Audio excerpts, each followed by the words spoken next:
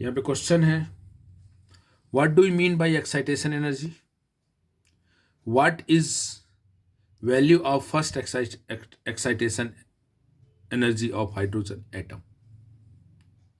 Second है, define ionization energy. What is its value of hydrogen atom? Excitation energy निकालना हमको. तो देखिए एक्साइटेशन एनर्जी क्या होती है.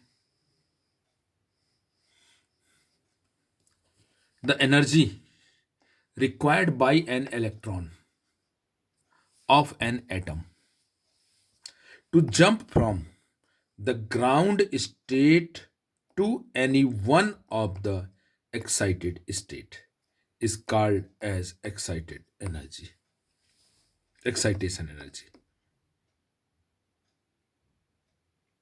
इलेक्ट्रॉन को हायर लेवल पे जंप करने के लिए जितनी एनर्जी रिक्वायर्ड होती है वो कहलाती है एक्साइटेशन एनर्जी.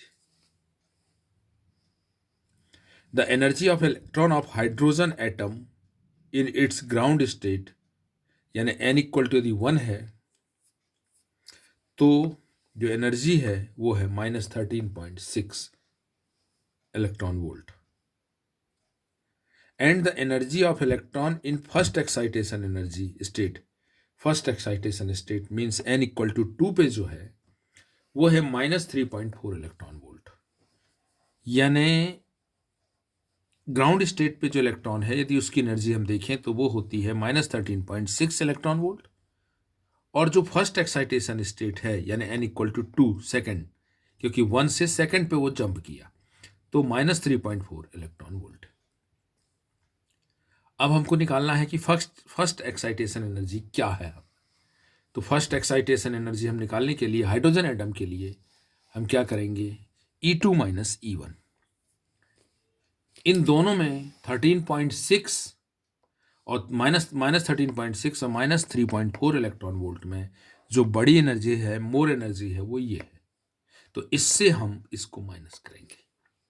तो ये देखिए ये हमने माइनस किया, E2 माइनस E1 यानी -3.4 से इसको माइनस कर दिया, 13.6 यानी 10.2 electron volt.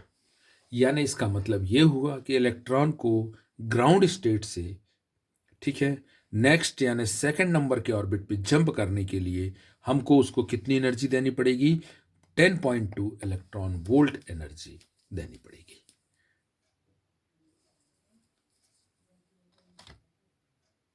Ionization energy. Ionization energy क्या है, the energy required by an electron to eject required by an electron to eject an electron completely out of the atom, atom के बाहर हो जाए, is called as ionization energy.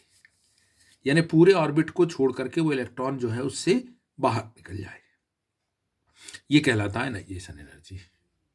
The ionisation energy of hydrogen atom, तो जो hydrogen atom की ionisation energy है वो क्या होगी, energy at infinity, energy at infinite minus, मतलब उसको बाहर निकलना है टोटली, तो E इनफाइनाइट माइनस E1 पहले ऑर्बिट से. तो पहले ऑर्बिट पे एनर्जी इतनी है और इनफाइनाइट पे एनर्जी कितनी है, 0. तो 0 माइनस दिस, यानी यदि हम 13.6 इलेक्ट्रॉन वोल्ट देते हैं तो इलेक्ट्रॉन जो है कंप्लीटली उस एटम को छोड़ देगा.